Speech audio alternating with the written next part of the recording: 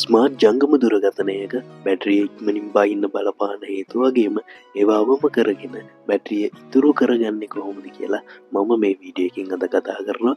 ඉතින් වීඩියෝ එක අන්තිම වෙනකම් බලන්න කියලා මතක් කරන ගමන් අපිව සබ්ස්ක්‍රයිබ් කරලා නැත්නම් සබ්ස්ක්‍රයිබ් කරලා බෙල් අයිකන් එක ඕල් දාලා තියාගන්න මතක් කරන්න එපා. එහෙනම් අපි යන් වීඩියෝ එකට.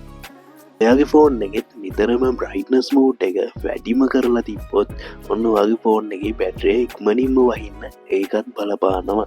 ඉතින් ඔයාට පුළුවන් ඔයාගේ ෆෝන් එකේ සෙටින් ඇප් එකට ගිහිල්ලා ඔයා තෝරගන්න ඕනේ ඩිස්ප්ලේ කියන එක. මම මෙන්න මේ විදිහට ඩිස්ප්ලේ කියන එක ටච් කරගන්නවා. ඊට පස්සේ ඔයාට බලා ගන්න පුළුවන් මෙන්න මේ හරිය තියෙනවා ඇඩැප්ටිව් බ්‍රයිට්නස් කියලා එකක්. අන්න ඒක ඔයා ටික් එකක් දාගන්න.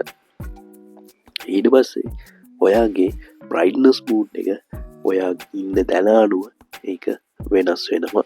දැන් ඔයාගේ වටපිටාවේ ආලෝකය අනුව බ්‍රයිට්නස් එක ඉබේම පාලනය වෙන්න ගන්නවා. ඉතින් ඒක නිසා ඔයාට බැටරිය ඉතුරු කරගන්න පුළුවන් වෙනවා. හැකි සෑම විටම ඔයා ඔයාගේ ෆෝන් එකේ ඩාර්ක් මෝඩ් එකත් ඔන් කරගන්න අමතක කරන්න එපා. මෙන්න මේක ඔයාගේ ඇස් ආරක්ෂාවට වගේම බැටරිය වැයවීම අවම වීමට ගොඩක් වැදගත් වෙනවා. දැන් ඔයා කරන්න ඕන වගේ ස්ක්‍රීන් ටයිම් මෝඩ් එක හදාගන්න එක. ඉතින් මං කියලා දෙන්නම් කොහොමද මේක කරගන්න කියලා. ඔයා ෆෝන් එකේ සෙටින් ඇප් එකට එන්න ඕනේ. ඊට පස්සේ ඔයා ඩිස්ප්ලේ කියන එක තෝරගන්න. ඊට පස්සේ ඔයාට බලා ගන්න පුළුවන් පහළට යනකොට ස්ක්‍රීන් ටයිම් මෝඩ් කියලා එකක් තියෙනවා. අන්න ඒක ඔයාලා ටච් කරන්න. ඊට පස්සේ ඔයාට පුළුවන් තප්පර 15ක් හරි එහෙම නැත්නම් තප්පර 30ක් වගේ අඩු වගේකට මෙන්න මේක දාගන්න. ඉතින් මේකෙන් ඔයාට අනවශ්‍ය බැටරි වැයවීම නවත්ත ගන්න පුළුවන්. ඔයා දන්නවද ඔයා ෆෝන් එක පාවිච්චි කරන්නේ නැති වෙලාවල් වලදී පවා සමහර ඇප් ක්‍රියාත්මක වෙනවා. ඉතින් මෙන්න මේ හේතුව නිසා බැටරිය බහිනවා.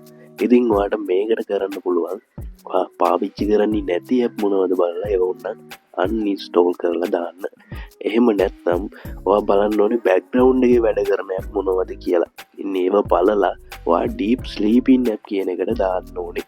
මේකට දැම්මට පස්සේ ඇප් එකට ලොක් වුණාම විතරයි වැඩ කරන්නේ. බෑග්ග්‍රවුන්ඩ් එකේ වැඩ කරන එක සම්පූර්ණයෙන්ම නවතිනවා. ඉතින් මේ වගේම තමයි ස්ලීපින් ඇප් කියලා එකක් තියෙනවා. ඉතින් ඒකට ඇප් එකක් ඔයා ඇඩ් කරාම එතකොට අදාළ ඇප් එකේ එන නොටිෆිකේෂන් චුට්ටක් පරක් වෙලා ඉන්න ඉඩක් තියෙනවා. ඒ වගේම තමයි ඒකේ බෑග්ග්‍රවුන්ඩ් එකේ ඇප් එක පාවිච්චි වෙන්නේ නැහැ. ඉතින් ඒක නිසා බැටරිය ඉතුරු වෙන්න බලනවා. ඉතින් ඒකත් හොඳ ඔප්ෂන් එකක් ඔයාලා බැටරිය ඉතුරු කරගන්න. හැබැයි WhatsApp වගේ ඒවා ඩීප් ස්ලීපින් ඇප් කියන එකට නම් දාන්න එපා. මොකද ඇප් එකට යන ගමන් ඔයාට නොටිෆිකේෂන් එකක්වත් බලා ගන්න හම්බෙන එකක් නැහැ. ඉතින් මේ දෙකෙන් ඔයාට අවශ්‍යම ඇප් මොනවද කියලා බලලා ඔයා තීරණය කරන්න ඕනේ මේ දෙකෙන් ඩීප් ස්ලීපින් ඇප් කියන එකට දානවද එහෙම නැත්නම් ස්ලීපින් ඇප් කියන එකට දානවද කියලා. ගොඩක් අය ෆෝන් එක චාර්ජ් කරද්දී ලොකු වැරද්දක් කරනවා. 0.0ක් බහිනකම් චාර්ජ් කරන්නේ නැහැ. ඒ වගේම තමයි රෑ තිස්සේ චාර්ජ් එකට ප්ලග් කරලා තියෙනවා. ඉතින් මෙන්න මේ වැරදි බැටරිය ආවි කාලෙට ගොඩක් බලපානවා. ආයෙත් කවදාවත් බැටරිය 0.0ට බහිනකම් ඉන්න එපා. පුළුවන් තරම් බැටරිය 120ත් 180ත් අතර පවත්වාගෙන යන්න ඔයා කටයුතු කරන්න ඕනේ. 100 වෙනකම් චාර්ජ් කරන්න ඕනෙත් නෑ. 120ත් 180ත් අතර තමයි ඔයා චාර්ජ් එක ගහගෙන යන්න ඕනේ. ඔයාට පුළුවන් නම් 120ත් 180ත් අතර දිගටම කරගෙන යන්න. අන්න වගේ බැටරිය ගොඩක් කල් පාවිච්චි කරගන්න පුළුවන් වෙයි. විශේෂයෙන්ම මතක් කරනවා වගේ චාර්ජින් ඩොක් එක වගේම චාර්ජ් කරන කේබල් එක ඔරිජිනල් එකක්ද කියලා බලන්න. එහෙම නැත්නම් අඩු මිලට ගත්ත බාල වර්ගයකක්ද කියලා බලා ගන්න. මොකද බාල වර්ගයව පාවිච්චි කරාම වගේ බැටරි එකේ ආයු කාලෙට ඒක ගොඩක්ම බලපානවා. ඒ වගේම තමයි ඔයා ෆෝන් එක චාර්ජ් කරනකොට ෆෝන් එක රත් වෙනවද? ෆෝන් එක රත් වෙන්න නම් දෙන්න එපා. පුළුවන් තරම් ඔයාගේ බෑක් කවර් එක ගලවලා ෆෝන් එක ලී මේසයක් මත වගේ තියලා චාර්ජ් කරන්න පුළුවන් නම් ගොඩක්ම හොඳයි. මොකද තාපය පිට වෙන්න සැලසෙන නිසා රත් වීම ඔයාට අවම කරගන්න පුළුවන්. සමහර නවීන දුරකථන වල අපිට දැක ගන්න පුළුවන් බැටරි ප්‍රොටෙක්ෂන් කියලා ඔප්ෂන් එකක්. අන්න ඒකට ගියාට පස්සේ ඔයාගේ චාර්ජ් වෙන ලිමිට් එකක් ඔයාට තෝරලා දාගන්න පුළුවන්. අපි දැන් බලමු කොහොමද ඒක කරගන්නේ කියලා. ඔයාගේ ෆෝන් එකේ සෙටින් වලට යන්න ඕනේ. ඊට පස්සේ ඔයාට පුළුවන් මෙතන බැටරි කියන එක තෝරගන්න. ඊට පස්සේ ඔයාට පේනවා ඇති මෙතන තියෙනවා බැටරි ප්‍රොටෙක්ෂන් කියලා එකක්. අන්න ඒකේ ටික් එකවා දාගන්න.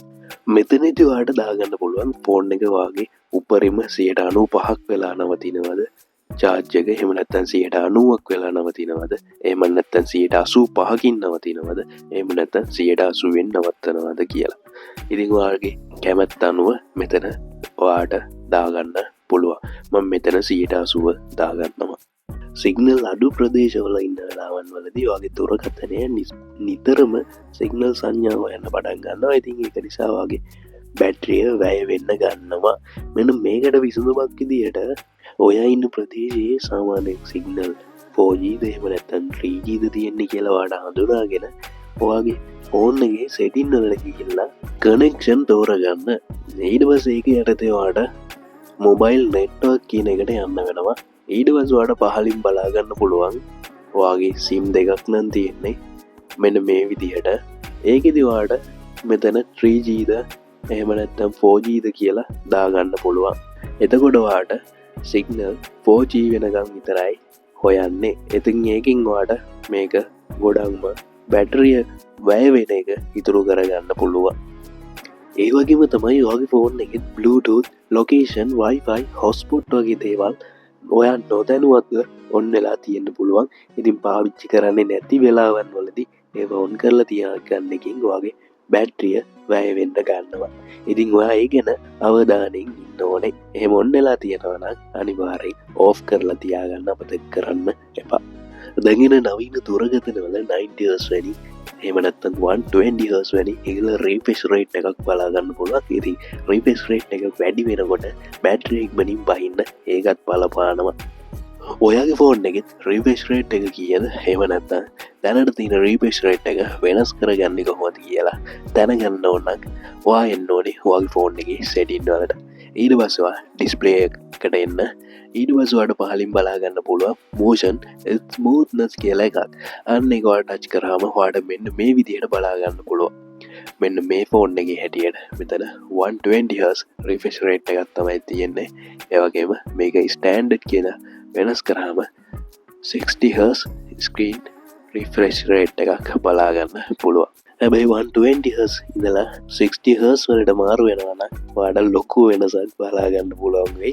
ඉතින් කොහොම හරි ඔයාගේ කැමැත්ත අනුව ඒක ඔයාලට වෙනස් කරගන්න පුළුවන්. ඒ වගේම තමයි සමහර නවීන දුරකථන වල always on display on වෙලා තියෙන්න පුළුවන්. ඔයාලට පුළුවන් මෙන්න මේ විදිහට කියලා setting app එක open කරගන්න. ඊට පස්සේ ඔයා display තෝරගන්න ඕනේ. ඊට පස්සේ පහළට යනකොට ඔයාලට මෙතනින් පෙන්නනවා always on display කියලා. ඔයා ඒක ටච් කරගන්න. ඊට පස්සේ මෙතනින් ඔයාලට always on display off කරගන්න පුළුවන්. ඉතින් මේක off කරාට පස්සේ ඔයාලට සැලකිය යුතු මට්ටමේ බැටරි ප්‍රමාණයක් ඉතුරු කරගන්න පුළුවන් වෙයි. ඉතින් ඔන්න ඔය setting ටික අපි හදා ගන්න ඕනේ. අනිවාර්යෙන් ඔයාලට වෙනසක් දැනේ. බැටරි එක ආයු කාලය කියන්නේ ඔයාගේ පාවිච්චිය මත තියෙන වෙන දෙයක්. ඉතින් ෆෝන් එක පාවිච්චි කරද්දී ඔන්න ඔය කාරණා ටික දැනගෙන පාවිච්චි කරන්න කියලා මතක් කිරීමක් කරනවා.